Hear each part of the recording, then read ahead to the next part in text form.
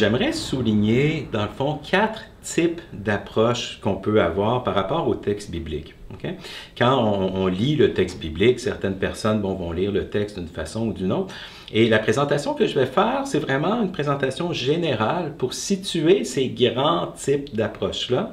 Et ça va vous permettre de mieux comprendre, on va appliquer certaines des méthodes qui appartiennent à ces approches-là dans le courant du cours. Ça va vous permettre de comprendre certains auteurs que vous allez lire. Ça va vous permettre de comprendre certaines personnes avec qui vous parlez de la Bible. Vous allez dire, cette personne-là est dans tel type d'approche. Et ça va vous permettre, vous aussi, de vous situer, de dire, ah ben tiens, moi je suis dans tel type d'approche davantage, je me reconnais davantage dans tel type d'approche, et ça va vous permettre finalement de reconnaître qu'il y a certains auteurs qui font à peu près n'importe quoi, qui prennent des éléments de n'importe quel type d'approche, qui mettent tout ça ensemble, et vous apercevoir que c'est totalement illisible. Alors, dans la présentation que je vous fais, on a 4 personnages ici. Ces personnages-là, je vous dirais, c'est des figures de proue de ces 4 types d'approches-là. Ce ne sont pas les gens qui ont inventé ces approches-là, ce sont des figures là, qui représentent bien chacune de ces 4 approches. Donc, quelles sont les 4 approches? Donc, on va appeler ça des paradigmes, c'est-à-dire des façons de considérer le texte biblique. Et les 4 paradigmes, dont je vous les nomme tout de suite, c'est le paradigme prémoderne, le paradigme moderne, le paradigme anti-moderne et le paradigme postmoderne. Donc, j'ai trouvé des mots qui se ressemblaient et ça va nous permettre de comprendre à quoi on réagit et où est-ce qu'on se situe dans l'interprétation du texte biblique. Donc, le premier de ces paradigmes-là, c'est le paradigme prémoderne. Alors, qu'est-ce que c'est que le paradigme prémoderne? Eh bien, pendant des siècles, les rabbins juifs et les pères de l'Église ont interprété la Bible de diverses manières qu'on peut appeler pré-scientifiques. Il n'y avait pas les méthodes qu'on a aujourd'hui, il n'y avait pas les connaissances qu'on a aujourd'hui. Ça ne veut pas dire que leur façon d'interpréter le texte biblique n'était pas bonne, mais elle fonctionnait sur des principes fondamentalement différents de ceux qu'on emploie aujourd'hui dans notre monde moderne. Et ils étaient conscients, ça c'est très important à comprendre pour le paradigme prémoderne, c'est que autant du côté juif que du côté chrétien et aussi du côté des gens qui ont écrit le texte de la Bible, on était conscient que le texte biblique comportait plusieurs niveaux de sens possibles. Donc pas un seul sens, plusieurs niveaux possibles. Alors je vais vous donner un exemple dans la tradition rabbinique. On a donc un premier exemple, les rabbins considèrent la Bible un peu comme un diamant. Il y a une lumière qui entre dans le diamant et quand elle sort, ça fait plein de reflets de différentes couleurs. Un peu comme Dark Side of the Moon pour ceux qui écoutent de la musique. Et un autre exemple qu'ils donnent, c'est celui d'un désert. Ils vont dire la Bible, c'est comme un désert, mais le sable, c'est comme de l'or fin. C'est un trésor partout. On creuse, on trouve un autre trésor. On creuse encore, on trouve encore de l'or. La Bible, c'est la même chose. La Torah, c'est la même chose. Plus on creuse, plus on trouve des choses intéressantes. Et dans leur approche, les Juifs ils vont voir 4 niveaux de sens possibles. Alors, je vous les présente brièvement. Le premier, c'est ce qu'on appelle Peshat, qui est le sens littéral, le sens obvi. Moïse monte sur la montagne, Moïse monte sur la montagne. On sait c'est quoi un Moïse, on sait c'est quoi une montagne, c'est le sens premier. Ensuite, un deuxième sens qu'on appelle, Remez, qui est le sens allégorique. Alors là, dans cette approche, pas cette approche-là, mais à cette étape-là, à ce niveau-là, il faut décrypter les symboles et les allusions. Bon, la montagne, qu'est-ce que ça peut représenter une montagne? C'est se rapprocher de Dieu. Donc, on voit plutôt une interprétation plus allégorique à ce niveau-là. Troisième niveau, ce qu'on appelle Derash, c'est le sens homilétique ou moral. Donc, Moïse monte sur la montagne. Là, on va trouver, mon exemple est un peu court, mais on va trouver comment ce texte biblique-là, disons de toute l'histoire de Moïse qui va chercher les tables de la loi, comment ça peut nous inspirer, comment ça peut nous guider dans notre agir moral. Et finalement, un dernier sens qui est Sod, qui est le sens ésotérique, caché, mystique, secret du texte biblique. Alors, c'est intéressant donc de voir différents niveaux et les Juifs font remarquer ces 4 niveaux-là. Si on prend la première lettre, P, R, D, S, ce sont les consonnes qu'on retrouve dans le mot paradis. Alors, c'est une façon poétique de dire, bien, toutes ces approches-là, ça nous mène au paradis de comprendre le texte biblique dans toute sa profondeur, dans ces différents niveaux-là. Les autres personnes, donc, qui vont interpréter la Bible dans le paradigme prémoderne, eh bien, il y a évidemment dans la tradition chrétienne les pères de l'Église, et on va voir que les pères de l'Église, leur manière d'aborder le texte biblique est très semblable à celle des rabbins juifs. On prend un exemple ici, celui d'Origène d'Alexandrie. Lui, il voyait 3 niveaux possibles. Un niveau littéral, qui image en liant au corps, selon lui. Le niveau moral qui est lié à l'esprit, c'est-à-dire à l'intelligence. Et un niveau spirituel qui est relié à l'âme. Donc, on voit 3 niveaux, comme les pères de l'Église, comme les rabbins juifs en avaient 4. On lit le texte, il ne faut pas s'arrêter au sens premier, il faut aller plus en profondeur. Il y a d'autres sens possibles à découvrir quand on lit un texte biblique.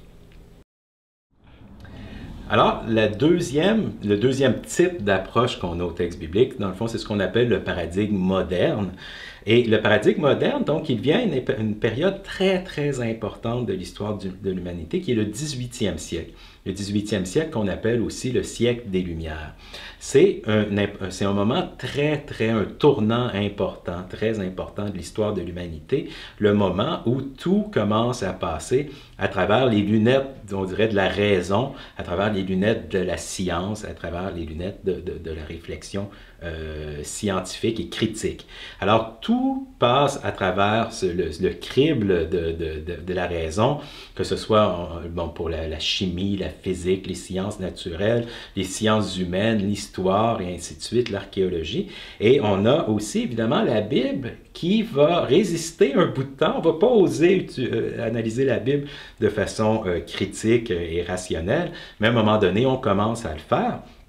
Donc, à partir du 17e siècle, mais principalement au 18e siècle, il y a véritablement une révolution scientifique qui se fait à ce moment-là. Et on ne peut plus de nos jours, donc on est passé la modernité, on est dans la modernité, on ne peut plus regarder le texte biblique comme on le faisait, comme le faisaient les rabbins juifs et les pères de l'Église. On est passé vraiment à une autre étape qu'on ne peut pas ignorer parce qu'on ne pense plus de la même façon.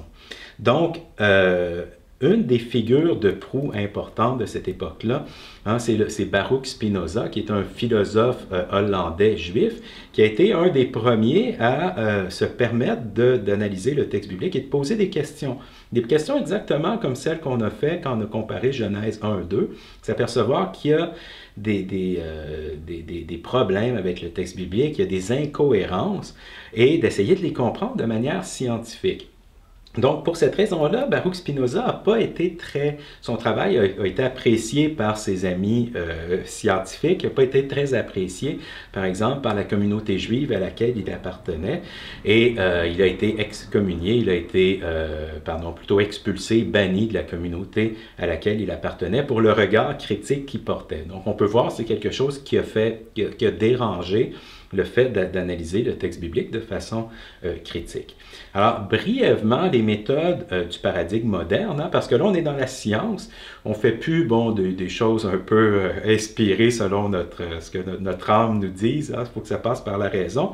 Donc, les principales méthodes qu'on a, on en a 5. On a la critique des sources, la critique des formes, l'histoire des religions, l'histoire des traditions et la critique de la rédaction.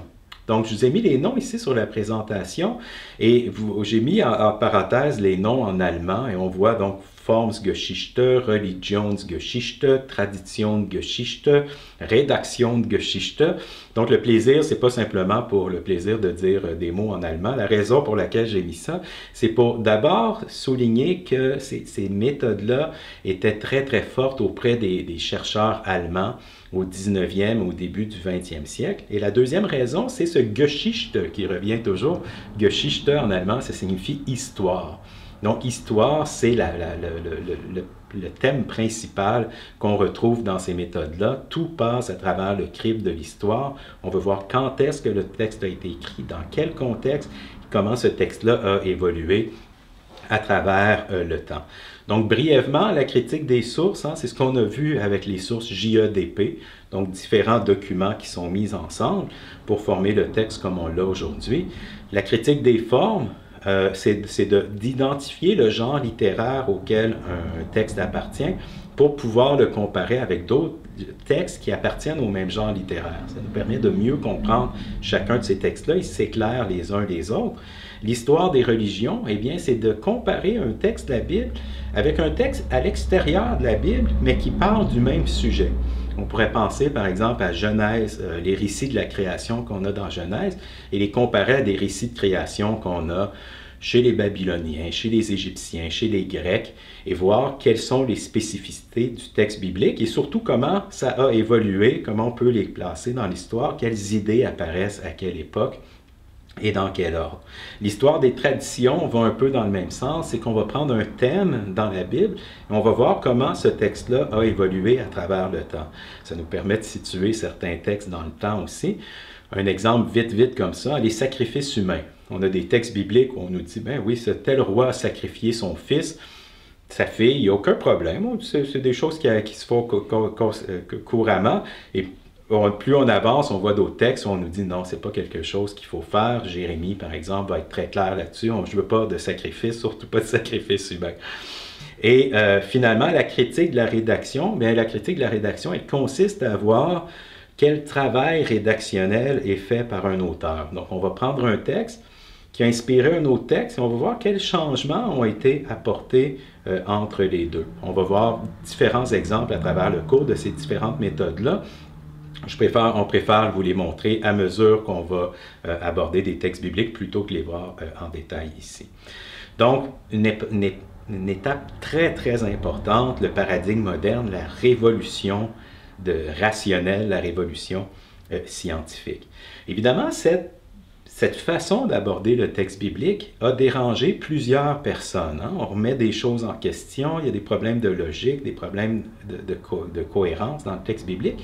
Et on peut constater deux réactions différentes. La première, c'est ce qu'on retrouve dans le paradigme anti-moderne, c'est ce qu'on pourrait appeler la réaction fondamentaliste. Hein? Cette réaction-là, elle se préparait depuis plusieurs décennies et elle prend une forme plus importante en 1910 quand deux frères, Milton et Lyman Stewart, ont publié une collection de 12 livres qu'on appelle The Fundamentals.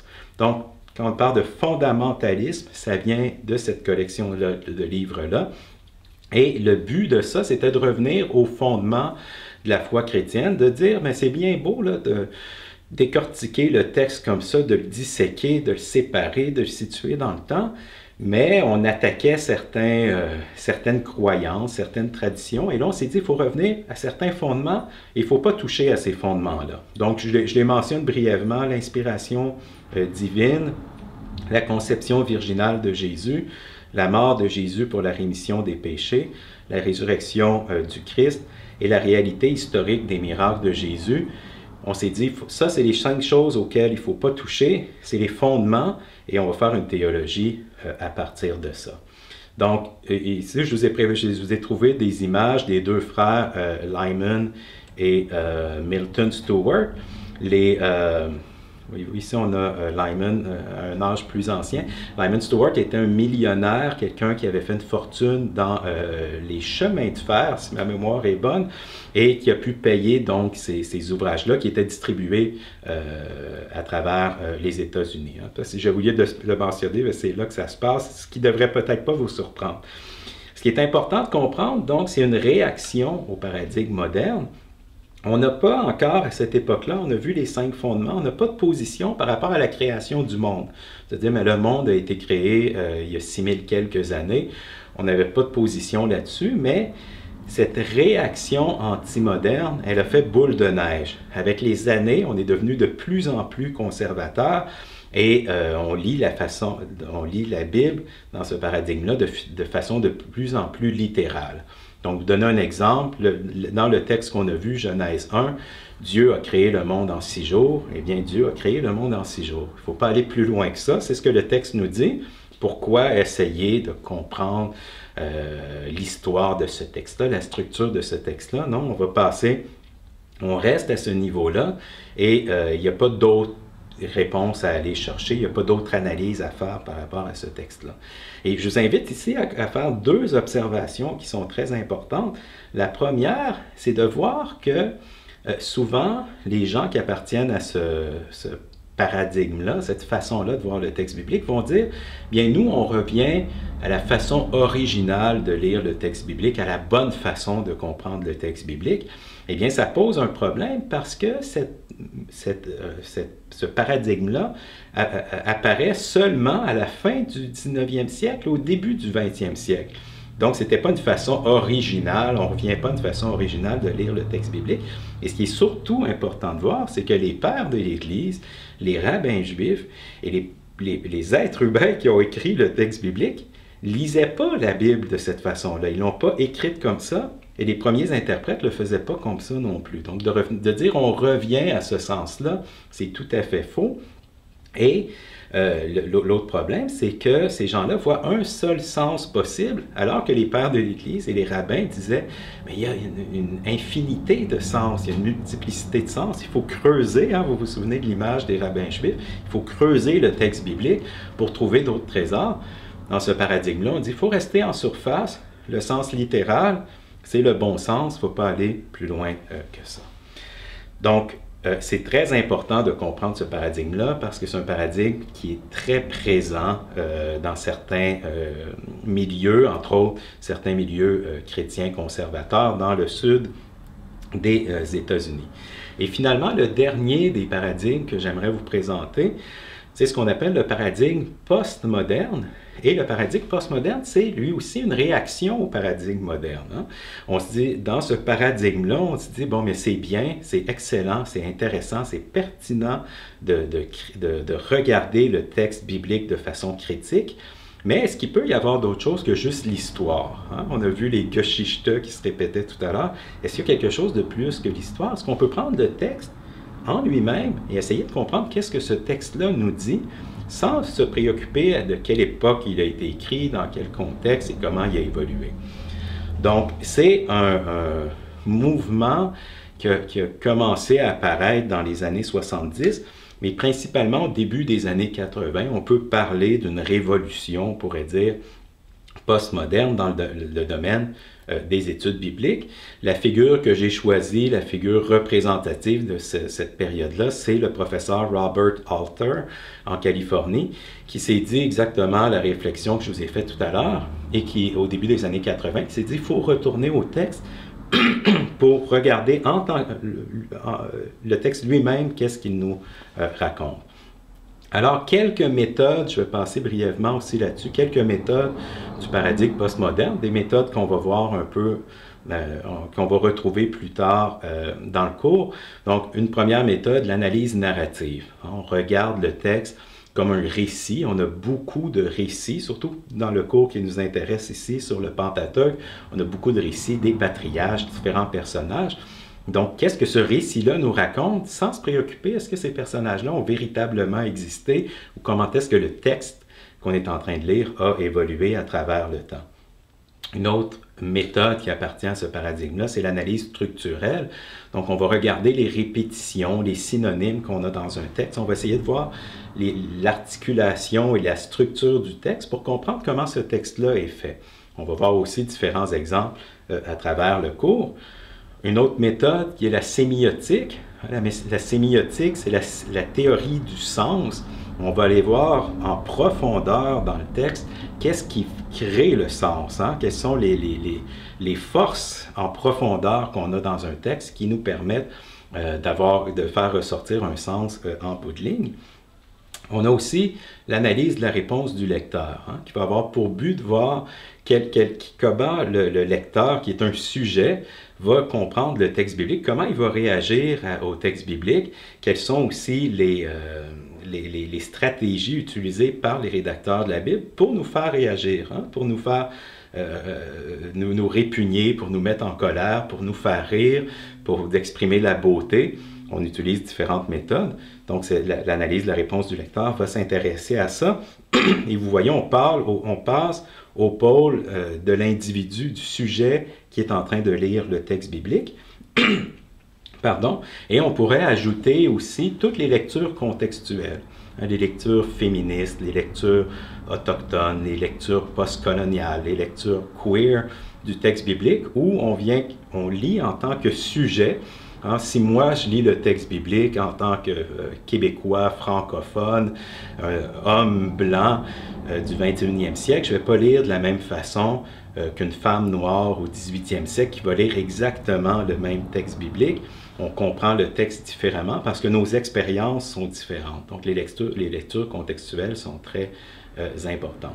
Alors, ça nous présente de façon générale 4 approches différentes du texte biblique. Comme je vous ai dit en introduction, ça va vous permettre de mieux comprendre certains textes que vous allez lire dans le cadre du cours, de mieux comprendre comment on approche le texte biblique, et je crois aussi de mieux vous situer vous-même. Je crois qu'à la fin du cours, vous allez pouvoir vous dire, bien moi, je crois que je suis davantage dans ce paradigme-là, je me sens plus à l'aise dans ce paradigme-là, mais c'est important de savoir où est-ce qu'on est quand on lit le texte biblique.